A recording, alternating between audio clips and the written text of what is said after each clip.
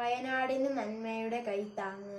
വയനാടിന് നന്മയുടെ കൈത്താങ്ങ്. വയനാട്ടിലെ ഉരുൾപൊട്ടൽ ദുരന്തത്തിൽ വേദനിക്കുന്ന സഹോദരങ്ങൾക്ക് ഒരു കൈത്താങ്ങായി ശ്രേയസ് തിരുമേനി യൂണിറ്റിന്റെ കീഴിൽ പ്രവർത്തിക്കുന്ന നന്മ സ്വാശ്രയ സംഘം സിജോ, റോബിൻ, സാജൻ, സിജു, മഞ്ജു, ദീപ തുടങ്ങിയവരുടെ നേതൃത്വത്തിൽ ബിരിയാണി ചലഞ്ച് സംഘടിപ്പിച്ചു. പരിപാടി വിജയകരമായിരുന്നു.